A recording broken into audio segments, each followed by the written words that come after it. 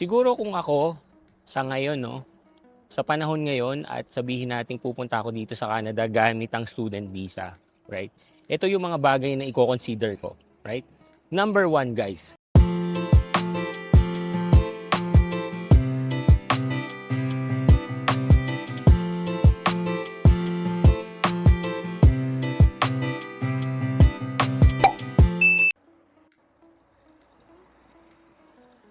'yon. Hello guys, Nardino TV here and we are back with another video. So kakatapos na natin magtrabaho guys, nakakatamad sa bahay, wala naman masyadong ginagawa. So kaya sabi ko, bakit di tayo mag-bike, 'di ba? So pupunta tayo sa isang park dito malapit-lapit lang sa amin. 25 minutes away from our house. Ang tawag nila dito is Bear Creek Park. No. Sayang naman kasi ganda ng panahon, guys, no. Kaya sabi ko, why not? Mag-bike na lang tayo, 'di ba? Oo, kaya nandito ngayon si Nardino sa labas. Anong oras na ba? 8:17 na ng gabi, guys. So, maganda pa rin ang araw dito sa British Columbia. Ating konti, yan. Tsaka, kailangan nating mag-exercise, di ba? Kaya din, paghapon, kapag talagang may chance, gusto ko talagang mag-bike, guys. Nakakakita tayo ng something new, tapos nakakapag-exercise tayo kahit papaano, di ba? Hindi ko lang kasama ngayon si Mrs. kasi medyo hindi maganda pakiramdam eh. Oh. Kaya ako lang mag-isa. Which is okay lang naman. Para next time na pupunta kami dito sa park na to, alam ko na yung daan, di ba? Ganda naman yung daan dito. Meron silang parang bike trail papunta talaga sa park eh. Ito na. Alright, ito na po ang Bear Creek Park. Pasok tayo sa loob, guys. Yeah. Go. So habang lumilibot tayo dito, guys, magkwekwentuhan tayo about something. Of course, about pa rin dito sa buhay Canada natin, no, guys. Kami po ay product ng International Student Pathway, no. Para lang din sa mga hindi nakakaalam.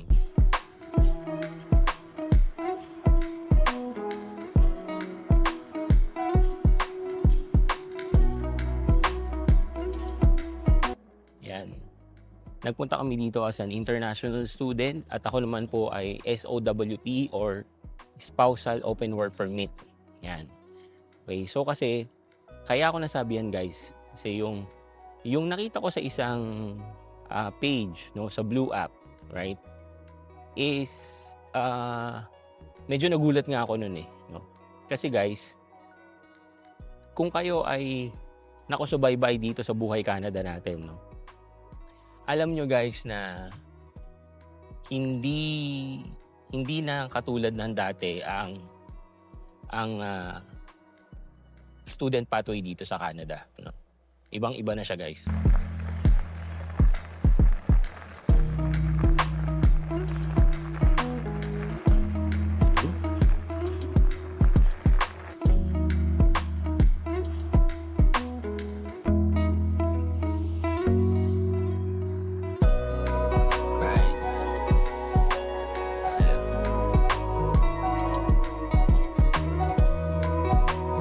Masyado makita dito.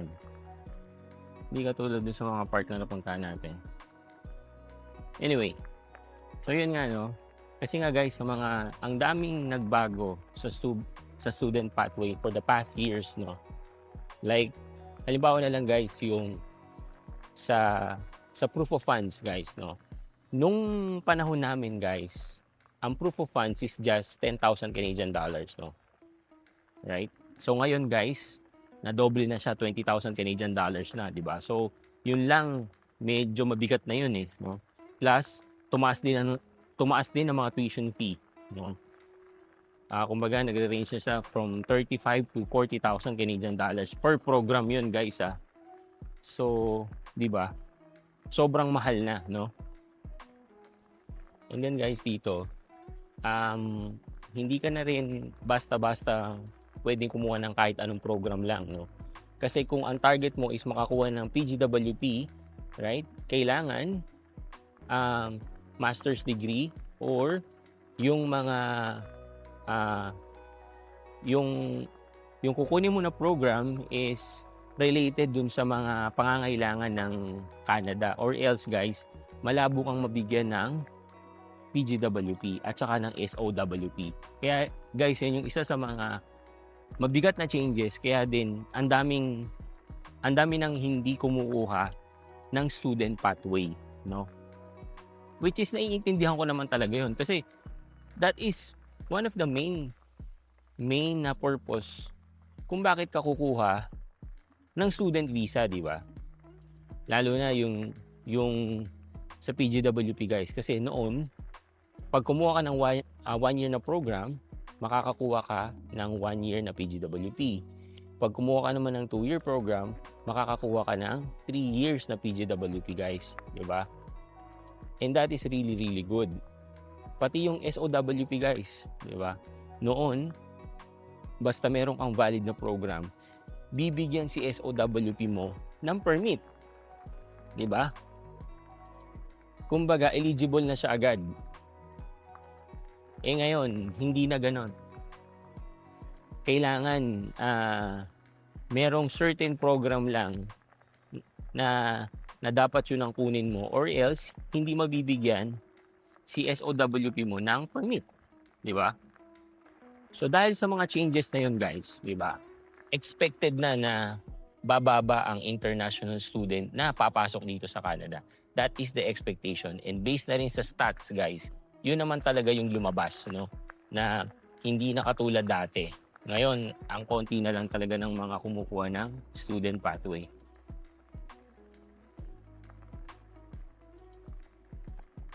So yun nga, no? Yung nakita ko sa isang Facebook group, no? Ang dami pa rin nagtatanong guys about sa student visa, no? Parang sunod-sunod na mga post regarding sa student permit, paano daw kumuha ng student permit, tapos may mga questions sila regarding sa programs, yung mga ganyan. Kumbaga, hindi mo i-expect kasi nga, yung sinabi ko nga, no, sa dami ng mga changes na nangyari, di ba? Sa mga drastic na mga changes na nangyari, hindi ko i-expect na, na meron pa rin magkakaroon ng interest. So ngayon ang question natin guys is, mare-recommend pa ba natin ang student visa, no? May mga post nga ako niyan guys na sabi ko, hindi ko na talaga isa-suggest na kung sino man ang pupunta dito na mag-student, no? Dahil nga dun sa mga drastic na mga changes na yon, no? Na para sa akin matindi yun, di ba? Okay, break muna tayo. Inom muna tayo ng tubig bago tayo dumiretso ng pauwi ng bahay. Siyempre, kailangan meron kang dalang tubig. Diba? Sakto lang yung park. Walang masyadong something. Hindi katulad nung mga napuntahan natin last time. Right? Alright, let's go. Uwi na tayo guys. Ganun lang, diba? So, 25 minutes papunta, 25 minutes pabalik. Right? So, 50 minutes. That's good. Right? So, yun nga, no? Mare-recommend pa ba natin, guys, na pumunta dito as a student permit or as a student visa, no? Siguro, kung halimbawa ako, pupunta ako ngayon sa Canada gamit ang student visa. Kasi naman, guys, nandiyan pa rin naman ang student permit, guys. Kumbaga, or ang student pathway. Hindi naman siya nawala, no? Pinahirapan lang talaga siya, no? So, siguro sa akin, if you have the means, no? At based on your assessment sa sarili nyo, sa family nyo, yun ang effective na way, no? Para sa inyo na pumunta dito sa Canada, then so be it, di ba? Kasi guys, wala namang masama sa student visa, no? siguro guys kasi s- para sa akin, no, student pathway pa rin ang isa sa pinakamabilis, no?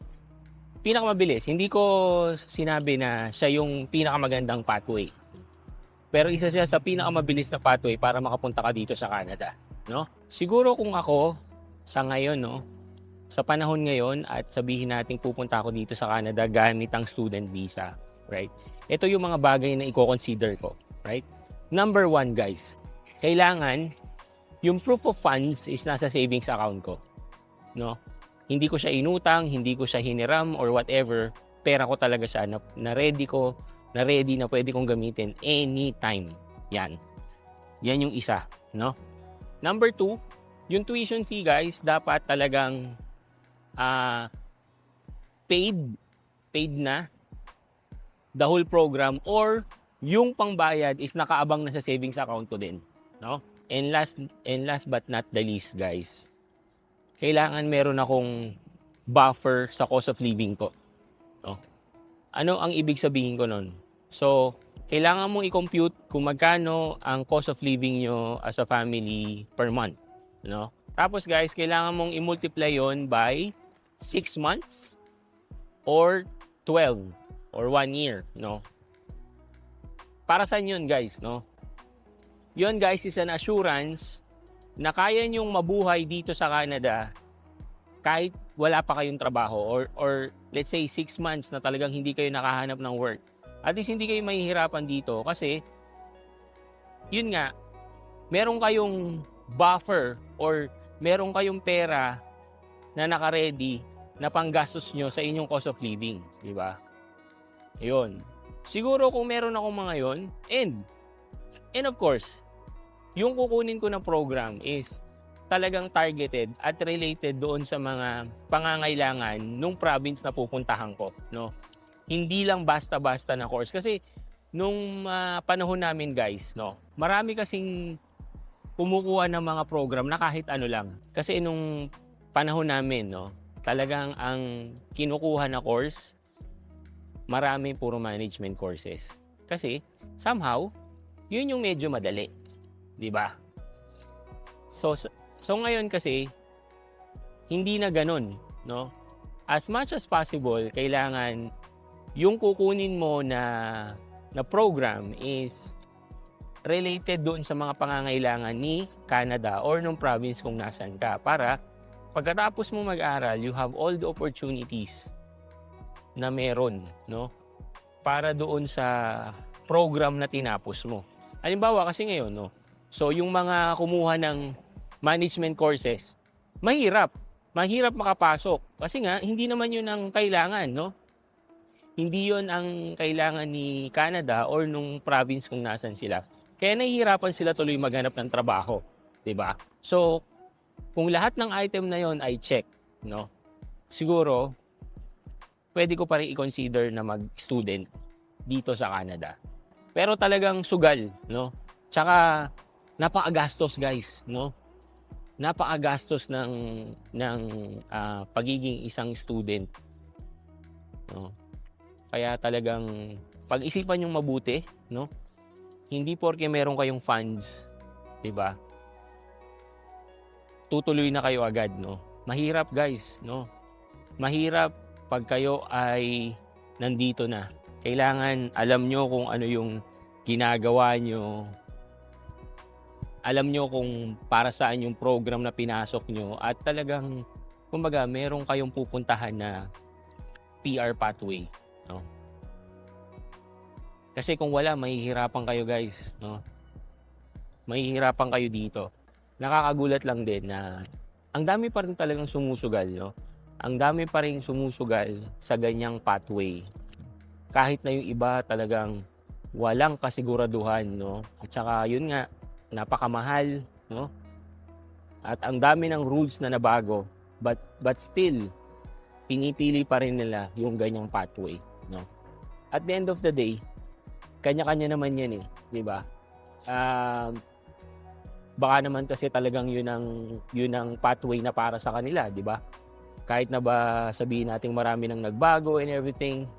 Kaya ano pa rin talaga, guys, kailangan yung magplano, kailangan yung i-assess yung sarili nyo kung ano yung the best na pathway para sa inyo, no? Kaya guys, bago kayo tumuloy dito, do your own research, no? Wag kayong mahiyang magtanong, wag kayong magmadali, And lagi niyong iisipin na lahat ng gagawin niyo kailangan clear. Clear yung pathway para sa inyo. Clear kung ano yung pupuntahan niyo, Hindi pwedeng bahala na si Batman, guys, kasi mahirap, guys, mahirap. Okay? So, malapit na ako sa bahay ulit. Okay? So, again, maraming salamat, guys, sa pagsama sa akin, Right? Thank you for watching and see you on my next video. Peace, guys!